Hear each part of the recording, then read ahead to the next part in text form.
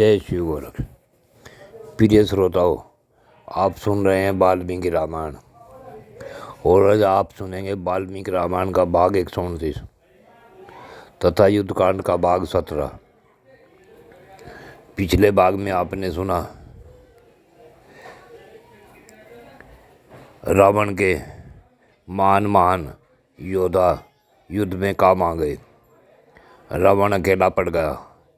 वह बड़े क्रोध में होकर श्री राम के सामने आकर डट गया। अब इससे आगे कथा भाग 129 में सुने। युद्ध स्थल में रावण के धनुष से छूटे हुए बाण समूह से घायल हो जाने पर श्री राम जी विचलित नहीं हुए। उन्होंने शीघ्रतापूर्वक हाथ चलाने वाले रावण ने कुपित हो रामचंद्र जी की छाती में सहस्रों बाण मारे।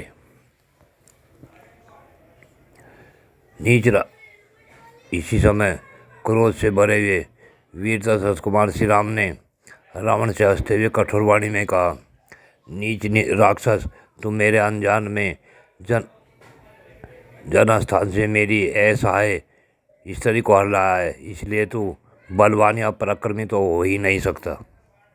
विशाल वन में मुझसे विलग हुई दीन अवस्था में विद्यमान विधेय राजकुमारी का बलपूर्वक अपहरण करके तो अपने को सूरवीर समझता है, जबकि तू सूरवीर है नहीं। धर्म की मर्यादा भंग करने वाले पापी, निर्जल और सदाचार शून्य निशाचर, तूने बल के घमंड से वैदेही के रूप में अपनी मौत बुलाई है। क्या अब तू भी अपने को सूरवीर समझता है? खोटी बुद्धि वाले निशाचर, तू अपने को शूरता से संपन्न समझता है, किंतु सीता को चोर की तरह चुराते समय तुझे तनिक भी लज्जा नहीं आई। उस समय युद्धस्थल में शत्रुवध की छरकने वाले श्री राम का बल, पराक्रम, उत्साह और अस्त्र बल बढ़कर दूना हो गया। आत्मज्ञानी रघुनाथ जी के सामने सभी अस्त्र अपने आप प्रकट होने लगे। हर्ष और उत्साह के कारण महातेजस्वी भगवान श्री राम का हाथ बड़ी तेजी से चलने लगा। जब हृदय की व्याकुलता के कारण उसमें शस्त्र उठाने, धनुष को खींचने और श्री राम के पराक्रम का सामना करने की क्षमता नहीं रह गई, तब श्री राम के शीघ्रतापूर्वक चलाए हुए बाण एवं भांति भांति के शस्त्र उसकी मृत्यु के सहायक बनने लगे और उसका मृत्यु काल समीप आ पहुँचा। तब उसकी ऐसी अवस्था देख रथ चालक सारथी बिना किसी घबराहट के उसके रथ को रणभूमि से दूर हटा ले गया।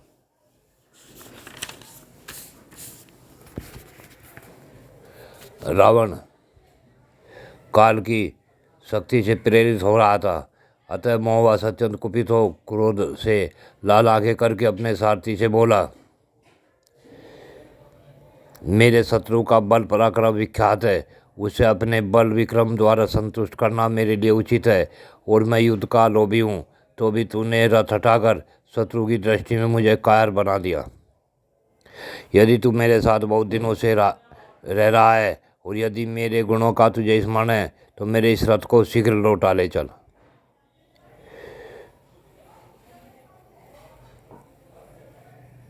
मैंने जिस कारण से आपके रथ को युद्ध भूमि से पीछे हटाया है, ये स्वामी उसे बता रहा हूँ, सुनिए। उस समय मैंने ये समझा था कि आप महान युद्ध के कारण थक गए हैं। शत्रु की अपेक्षा मैंने आपकी प्रबलता नहीं देखी, आप में अधिक पराक्रम नहीं पाया। मेरे घोड़े भी रथ को खींचते थक गए थे, इनके पांव लड़खड़ा रहे थे। शत्रु के पास जाने, दूर हटने, युद्ध में स्थित रहने तथा युद्ध भूमि से अलग हो जाने का उपयुक्त अवसर कब आता है, इन सब बातों को समझना रथ पर बैठे हुए सारथी का कार्य होता है। अब रावण बोला, सूत, अब तुम इस रथ को शीघ्र राम के सामने ले चलो। रावण समर में अपने शत्रुओं को मारे बिना घर नहीं लौटेगा। उधर श्री रामचंद्र जी युद्ध से थक कर चिंता करते हुए रणभूमि में खड़े थे। इतने में रावण भी युद्ध के लिए उनके सामने उपस्थित हो गया। यह देख भगवान अगस्त्य मुनि, जो देवताओं के साथ युद्ध देखने के लिए आए थे, श्री राम के पास जाकर बोले, सबके हृदय में रमण करने वाले महाबाहु राम, यह सनातन गोपनीय स्त्रोत्र सुनो। वत्स, इसके जब से तुम युद्ध में अपने समस्त शत्रुओं पर विजय पा जाओगे। इस गोपनीय स्रोत का नाम है आदित्य हृदय स्रोत। भगवान सूर्य अपनी अनंत किरणों से सुशोभित हैं। ये नित्य उदय होने वाले देवता और असुरों के नमस्कृत विश्वान नाम से प्रसिद्ध प्रभा का विस्तार करने वाले और संसार के स्वामी हैं।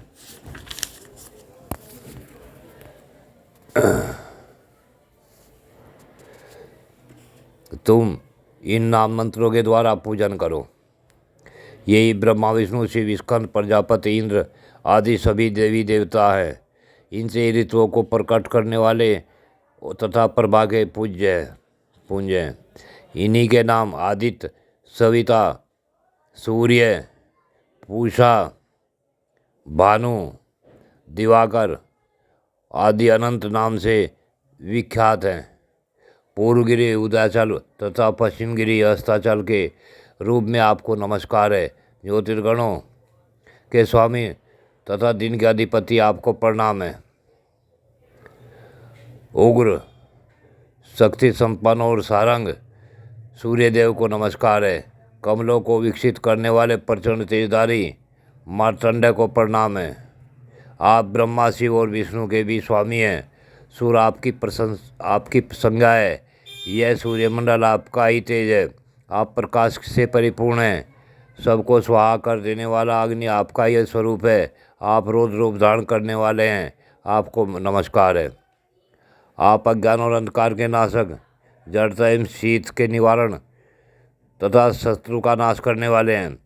आपका स्वरूप अपरमेय है। आप कृतगणों का नाश करने वाले संपूर्ण ज्योतियों के स्वामी और देव स्वरूप है। आपको नमस्कार है। आपकी प्रभा तपाए स्वर्ण के समान है। आप हरि और विश्वकर्मा हैं। तम के नाशक प्रकाश स्वरूप और जगत के साक्षी हैं। आपको नमस्कार है।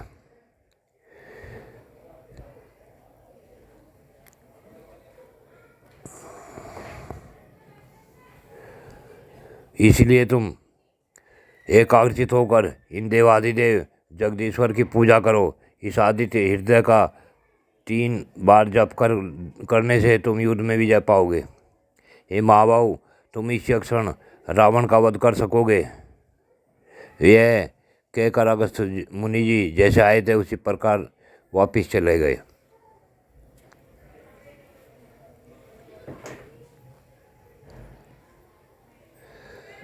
रावण के सारथी ने हर्ष और उत्साह से युक्त होकर उसके रथ को शीघ्रतापूर्वक हाँका। श्री रामचंद्र जी ने सहसा वहाँ आए हुए रावण के उस रथ को देखा। शत्रु के उस रथ को आता देख श्री रामचंद्र जी ने बड़े वेग से अपने धनुष पर टंकार दी। श्री राम ने इंद्र सारथी मातली से कहा, तुम्हें देवराज इंद्र का रथ हाँकने का अभ्यास है, अतः तुमको कुछ सिखाने की तो आवश्यकता नहीं है। मैं एकाग्रचित होकर युद्ध करना चाहता हूँ, इसलिए तुम्हारे कर्तव्य का स्मरण मात्र कर रहा हूँ, तुम्हें शिक्षा नहीं देता हूँ। श्री रामचंद्र जी के इस वचन से देवताओं के श्रेष्ठ सारथी मातली को बड़ा संतोष हुआ। उन्होंने रावण के विशाल रथ को दाहिने रखते हुए अपने रथ को आगे बढ़ाया।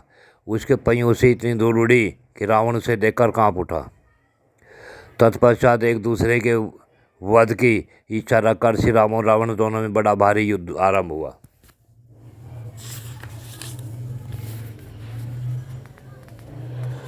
उस समय राक्षस और वानरों की विशाल सेनाएं हाथ में हथियार लिए रहने पर भी निश्चेष्ट खड़ी रही। कोई किसी पर प्रहार नहीं करता था। मनुष्य और निशाचर दोनों वीरों को बलपूर्वक युद्ध करते देख सबके हृदय उन्हीं की ओर खिंच गए। अतः सभी बड़े आश्चर्य में पड़ गए। श्री रामचंद्र जी को यह विश्वास था कि मेरी ही जीत होगी और रावण को भी यह निश्चय हो गया था कि मुझे अवश्य मरना होगा। अतः ये दोनों युद्ध में अपना सारा पराक्रम प्रकट करके दिखाने लगे। तदंतर रणभूमि में रावण को बाण चलाने में अधिक परिश्रम करते देख श्री रामचंद्र जी ने हंसते हुए से तीखे बाणों का संधान किया और उन्हें सैकड़ों तथा हजारों की संख्या में छोड़ा। उनका चला हुआ कोई भी बाण लक्ष्य तक पहुँचे बिना नहीं रहता था। लक्ष्य को बेधे या विदीर्ण किए बिना नहीं रुकता था तथा निश्चल भी नहीं होता था। इस तरह युद्ध में शस्त्र वर्षा करते हुए श्री राम और रावण के बाण जब आपस में टकराते थे तब नष्ट होकर पृथ्वी पर गिर पड़ते थे। एक दूसरे के वध के प्रयत्न में लगे हुए वे दोनों वीर बड़े भयानक जान पड़ते थे। उन दोनों के सारथी कभी रथ को चक्कर काटते हुए ले जाते, कभी सीधे मार्ग से दौड़ाते और कभी आगे की ओर बढ़ाकर पीछे की ओर लौटाते थे। इस तरह ये दोनों अपने रथ हाँकने में विचित्र प्रकार के ज्ञान का परिचय देने लगे।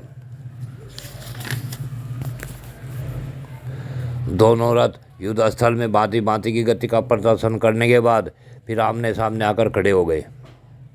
तत्पश्चात श्री राम ने अपने धनुष से छूटे हुए 4 पैने बाणों द्वारा रावण के चारों तेजस्वी घोड़ों को पीछे हटाने के लिए विवश कर दिया।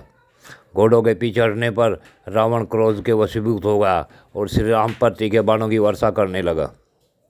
रावण द्वारा मातली के प्रति आक्रमण से श्री रामचंद्र जी को जैसा क्रोध हुआ वैसा अपने पर किए गए आक्रमण से नहीं हुआ। अतः उन्होंने बाणों का जाल सा बिछाकर अपने शत्रु को युद्ध से विमुख कर दिया। वीर रघुनाथ जी ने शत्रु के रथ पर 20, 30, 60, 100 और 1000 बाणों की वृष्टि की। इस प्रकार उन दोनों में पुनः बड़ा भयंकर और रोमांचकारी युद्ध होने लगा। तदंतर रघुकुल की कीर्ति बढ़ाने वाले श्री रामचंद्र जी ने कुपित होकर अपने धनुष पर एक विषधर सर्प के समान बाण का संधान किया और उसके द्वारा जगमगाते हुए कुंडलों से युक्त रावण का एक सुंदर मस्तक काट डाला।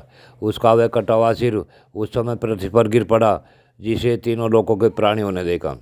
उसकी जगह रावण के वैसा ही दूसरा नया सिर उत्पन्न हो गया। शीघ्रतापूर्वक हाथ चलाने वाले श्री राम ने युद्ध स्थल में अपने सहायकों द्वारा रावण का वह दूसरा सिर भी शीघ्र ही काट डाला। उसके कटते ही पुनः नया सिर उत्पन्न हो गया, किंतु उसे भी श्री राम ने वज्रतुल्य सहायकों से काट डाला। इस प्रकार एक से तेज वाले उसके 100 सिर काट डाले गए, तथापि उसके जीवन का नाश होने के लिए उसके मस्तकों का अंत होना नहीं दिखाई देता था। एक और दशरथ कुमार श्री राम थे, दूसरी ओर राक्षस राज रावण। उन दोनों में श्री रघुनाथ जी की युद्ध में विजय होती न देख देवराज के सारथी महात्मा मातली ने युद्ध परायण श्री राम से इस प्रकार कहा, प्रभु आप इसके वध के लिए ब्रह्मा जी के अस्त्र का प्रयोग कीजिए। देवताओं ने इसके विनाश का जो समय बताया है वह अब आ पहुँचा है। मातली के इस वाक्य से श्री रामचंद्र जी को उस अस्त्र का स्मरण हुआ। फिर तो उन्होंने फुफकारते हुए सर्प के समान एक तेजस्वी बाण हाथ में लिया। यह वही बाण था जिसे पहले शक्तिशाली भगवान अगस्त्य मुनि ने रघुनाथ जी को दिया था। वह विशाल बाण ब्रह्मा जी का दिया हुआ था और युद्ध में अमोघ था। श्री रघुनाथ जी जब उस उत्तम बाण का संधान करने लगे तब संपूर्ण प्राणी थर्रा उठे और धरती डोलने लगी। श्री राम ने अत्यंत कुपित हो बड़े यत्न के साथ धनुष के पूर्ण रूप से खींचकर उस मर्मभेदी बाण को रावण पर चला दिया। वह बाण रावण की छाती पर जा लगा। शरीर का अंत कर देने वाले उस मानवेगशाली श्रेष्ठ बाण से ने छूटते ही दुरात्मा रावण के हृदय को विदीर्ण कर डाला। शरीर का अंत करके रावण के प्राण हर लेने वाला वह बाण उसके खून से रंग कर प्रेमपूर्वक धरती में समा गया। श्री राम के बाणों की चोट खाकर रावण जीवन से हाथ धो बैठा। उसके प्राण निकलने के साथ ही हाथ से सहायक सहित धनुष भी छूटकर गिर पड़ा। वह भयानक वेगशाली माँ तेजस्वी राक्षस प्राणहीन हो वज्र के मारे हुए वृतासुर की भांति रथ से पृथ्वी पर गिर पड़ा। रावण का वध हुआ देख विजय से सुशोभित होने वाले वानर जो वृक्षों द्वारा युद्ध करने वाले थे गर्जना करते हुए उन राक्षसों पर टूट पड़े। उन हर्षोल्लासित वानरों द्वारा पीड़ित किए गए जाने पर वे राक्षस भय के मारे लंकापुरी की ओर भाग गए। शत्रु को मारकर अपनी प्रतिज्ञा पूर्ण करने के पश्चात स्वजनों सहित सेना से गिरे हुए माँ तेजस्वी रघुकुल राज शिरोमणि राजकुमार श्री राम रणभूमि में देवताओं से घिरे हुए इंद्र की भांति शोभा पाने लगे। जय श्री गोरक्ष। प्रिय श्रोताओं, आज की कथा यहीं पूर्ण होती है। आगे की कथा अगले भाग में।